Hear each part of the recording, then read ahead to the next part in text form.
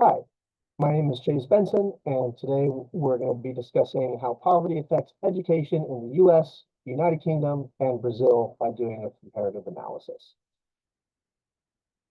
So, a quick overview of what we're going to be going over. We'll talk about some of the education systems and how they work, the effects poverty has on those educational systems, the policies that these countries take to combat poverty in education, some of the common practices and problems that each of these countries face between each other, and the differences that these countries have in terms of their problems and their solutions.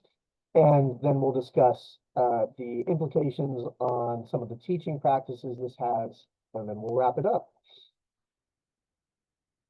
So as a quick introduction, education is a critical tool in breaking the cycle of poverty. It provides individuals with the knowledge and skills necessary to improve their socioeconomic status and contribute to overall economic development.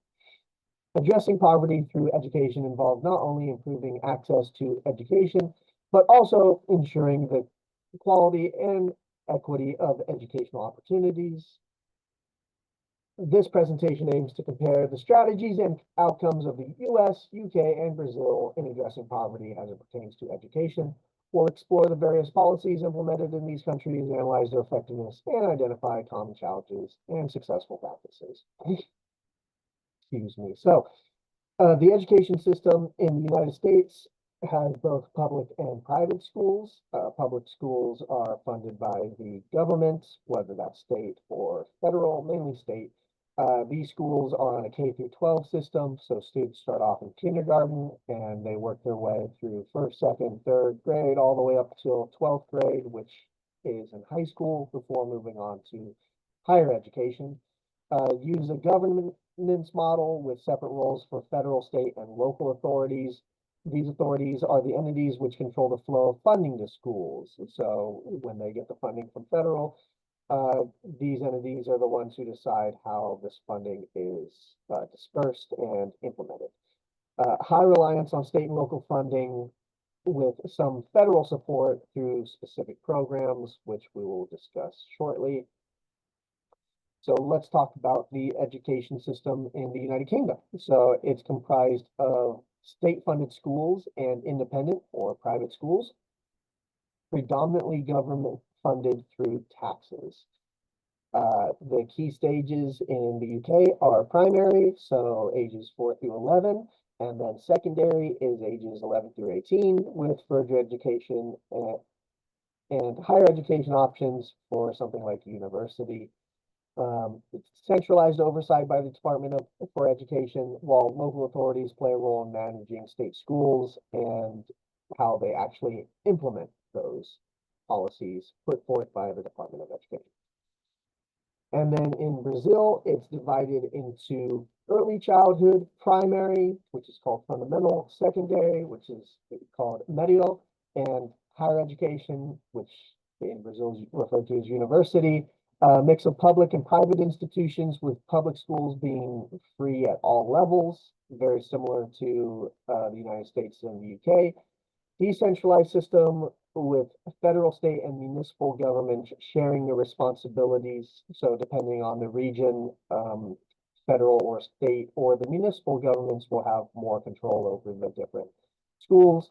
And the Ministry of Education tries to set a standardized national guidelines and policies for all the schools to follow.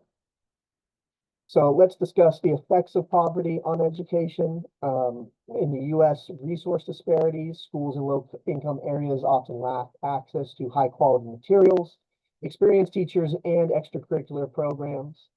This is in large part due to the geographical location of a school, depending on where a school is located. If it is in a lower income area, it will have these lack of access to resources, as opposed to a higher income area will have more monetary and other resources.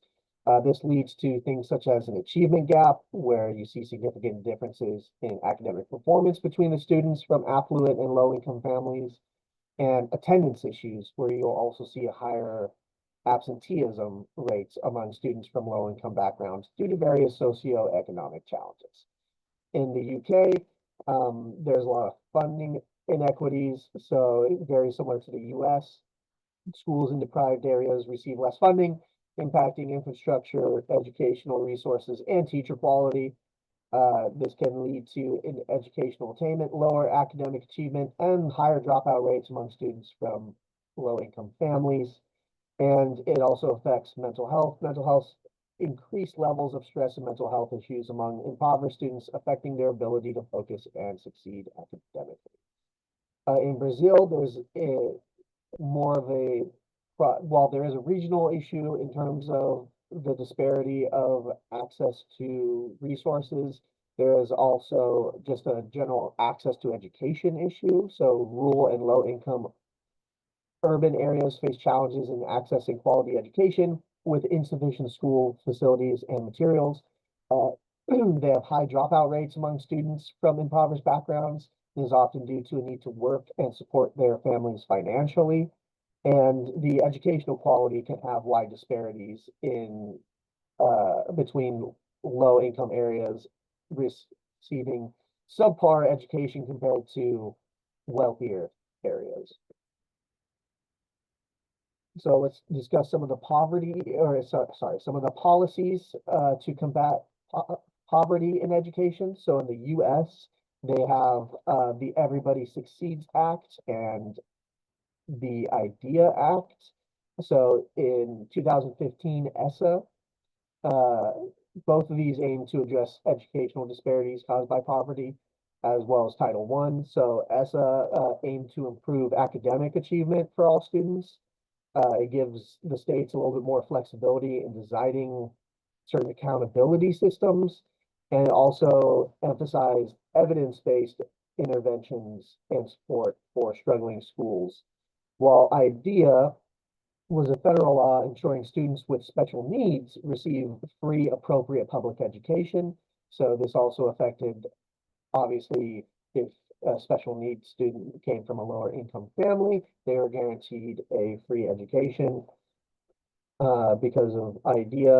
And it also requires schools to provide individual education plans or IEPs, as well as requires schools to provide accommodations and support services. And then finally, in Brazil, the main, or I'm sorry, in the UK, you have the pupil premium program. So this is a program that provides additional funding to schools based on how many disadvantaged students they enroll. And the main purpose of it is to try and address the achievement gap and close that achievement gap to allow low-income students to have higher rates of success as their more financially affluent counterparts. And then in Brazil, there is the Bolsa Familia program to incentivize school attendance among low-income families. This is a conditional cash transfer program aimed at reducing poverty and inequality. So if families meet certain health and educational requirements, they're provided with financial assistance in the form of cash transfers. It's considered the largest program of its kind in Latin America, reaching millions of families. So let's talk about some of the commonalities between the US, UK, and Brazil. So there's, between all three of them, there are disparities in funding and resources. All three countries experience significant disparities in funding and resources between affluent and impoverished areas. So the geographical location of a school has a very large effect, whether you're in the US, UK, or Brazil, on the quality of these schools. And schools in low income areas often have fewer resources, worse teachers, and all this impacts the quality of education. The achievement gaps are also persistent in between students of low income families and more affluent peers. So students in low income families tend to not have as high achievements. And then their government initiatives to address inequality. So they've all implemented some kind of program aimed at supporting disadvantaged students. The U.S. has Title I funding, which is more funding aimed at more impoverished or lower income schools, and also provides a free and or reduced lunch programs. The UK has the pupil premium program and the universal infant free schools meals. So that also helps. That the universal infant free school meals is part of the pupil premium program and helps to provide free meals for lower age students. Brazil, the Bolsa Familia program to incentivize school attendance among low income families, as we discussed just a moment ago. So all three of these countries have some kind of federal program in place to try and combat these issues that we've seen. So let's talk about some of the differences between the US, UK, and Brazil, and we'll start by talking about the US. So the United States has a decentralized funding, so heavy reliance on local property taxes creates disparities, with affluent areas having better funded schools than poorer regions. The federal programs, so initiatives like Title I funding and free reduced lunch programs aim to support low-income students, but the implementation widely varies. So even though all three of them have some kind of federal program, they are different in terms of how they are implemented, with Title I aiming more for free reduced lunches and more resources for those schools. The charter schools, the presence of charter schools as an alternative to traditional public schools, often serving low-income communities with mixed results in educational outcomes. The United Kingdom, so some of the differences for that has more centralized funding. So more of the funding comes from the federal government as opposed to state or local authorities, and the pupil premium. So the nationally distributed funding with specific allocations like pupil premium to support disadvantaged students. Ofsted inspections. So regular inspections by Ofsted ensure schools meet standards with a focus on improving underperforming schools in low income areas. And then it also has comprehensive welfare programs.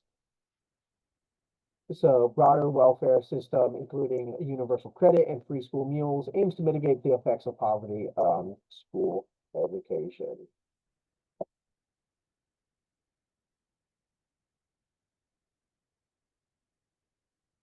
All right, and then with Brazil, so Brazil doesn't have the federal funding that the UK or US has. Instead, it offers the conditional cash transfers. So it provides the cash incentives for low-income families to keep their children in school. While it does have regional disparities, the regional disparities in Brazil are quite different because of the stark difference between urban and rural areas. With rural areas often lacking basic infrastructure, this might include things as simple as clean water, bathroom facilities, etc. And Brazil also has a mandatory cultural education compared to the US and UK, so policies requiring the inclusion of Afro-Brazilian and indigenous history and culture in the curriculum to promote inclusivity and address historical inequalities, which while some of those things are mandated on a state level in places like the US, it is not implemented on a federal level in the same way that this was in Brazil. So let's talk about some of the implications for teaching practices. So in the United States, what this has led to is culturally responsive teaching. So there's an increased emphasis on training teachers to incorporate diverse cultural perspectives into their teaching, just being understanding of the vast variation of different cultures and cultural practices out there. Professional development is a huge focus, which there's now a huge focus on continuous professional development to equip teachers with skills to address diverse classroom needs and socioeconomic challenges. There's and the support systems in place. So the implementation, of support systems such as school counselors and social workers to address students' non-academic barrier learning. So this might be support systems that deal with more familiar issues or issues outside the school. The United Kingdom has inclusive pedagogy,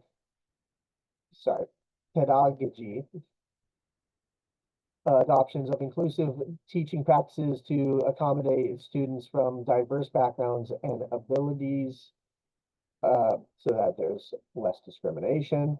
Teacher training and emphasis on initial teacher training and ongoing professional development to handle socioeconomic disparities and support disadvantaged students.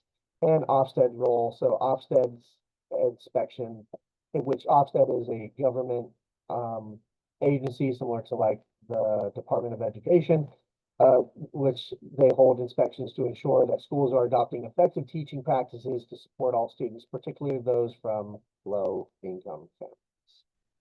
And in Brazil, the implications for teaching practice, the community-based approaches, integration of community resources, and involvement in the educational processes to support low-income students. Teacher training on cultural inclusivity, so professional development programs have been made to focus on the inclusion of Afro-Brazilian and indigenous history and culture in teaching. Innovative teaching methods, use of alternative teaching methods such as multi-grade classrooms and flexible learning schedules to cater to students in rural and low-income areas. So some summaries of some of the key insights from this presentation and the paper. Poverty significantly impacts the education system in the US, UK, and Brazil.